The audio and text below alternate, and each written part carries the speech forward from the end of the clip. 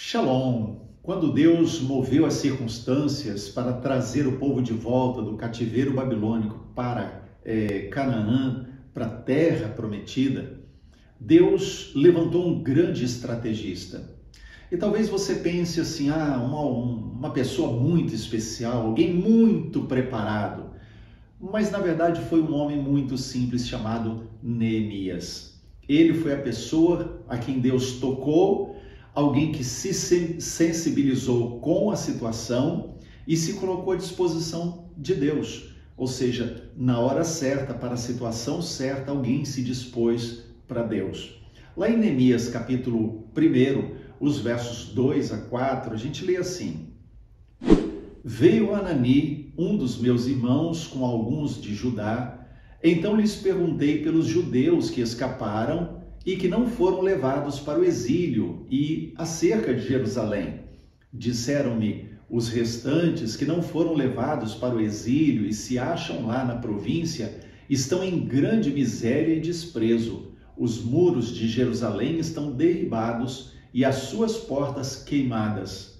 Tenho eu ouvido essas palavras, assentei, chorei e lamentei por alguns dias, e estive jejuando e orando perante o Deus dos céus. Então veja, Neemias estava entre os cativos, e ele era um simples serviçal do rei. Ele era alguém que servia no palácio real. Mas Deus não olha a aparência, se ele era alguém de relevância como Daniel, ou se era uma pessoa muito simples. Deus olha o coração. E o que acontece é que quando Neemias recebe as notícias de como estava Jerusalém, os muros estavam caídos, o povo que estava lá em miséria, as portas da cidade estavam queimadas, ele se assenta, ele chora, mas ele ora. Principalmente Neemias vai orar ao Senhor. Deus usa o que temos. Deus nos dá habilidades, Deus nos dá dons, Deus também dá muitos talentos. No entanto, tudo isso perde valor se nós não estamos regando toda essa capacidade ou habilidades naturais com oração. Então, Neemias, ele ouve aquelas notícias, seu coração fica pesado e ele faz algumas coisas. Em primeiro lugar, ele busca ao Senhor durante alguns dias. Ele não faz isso com pressa. Ele não tem pressa de ir ao rei pedir para voltar a Jerusalém e fazer alguma coisa. A segunda coisa que ele faz é que ele, na sua oração, se identifica com o povo. Nós, nossos pais, pecamos, ou seja, ele era o povo tinha pecado contra o Senhor, e ele ora se colocando na posição do povo, clamando pela misericórdia de Deus para voltarem para a sua terra. Terceiro lugar, ele pediu graça ao Senhor para quando fosse falar com o rei.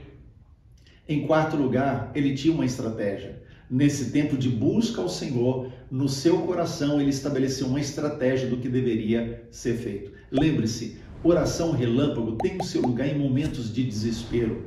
Mas ai meu Deus, Deus me ajuda, misericórdia, sangue de Jesus, quando nós podemos gastar tempo orando, estando na presença de Deus, então a oração relâmpago perde o sentido. É improvisação e Deus não aceita improvisação. Ele nos quer de fato entregues na sua obra e dedicados em fazê-la de forma planejada.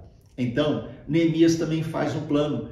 Ele pede ao rei cartas para que ele possa apresentar por onde ele passasse para estar em segurança, para que não houvesse perigos. Ele pede cartas para que os habitantes dos outros lugares por onde ele ia passar lhe dessem madeira para a reconstrução da cidade.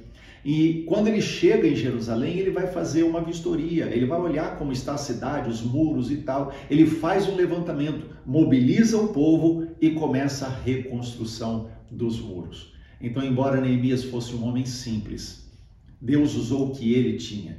E assim ele pôde ir a Jerusalém e ser o diferencial na reconstrução do povo depois de 70 anos de cativeiro. Por isso, não fique na improvisação, não faça as coisas de última hora, não confie apenas na oração relâmpago, seja como Neemias, persistente, confiante, dependente do Senhor e também busque estratégias, onde você possa colocar o que Deus te deu como talentos e habilidades a serviço do reino.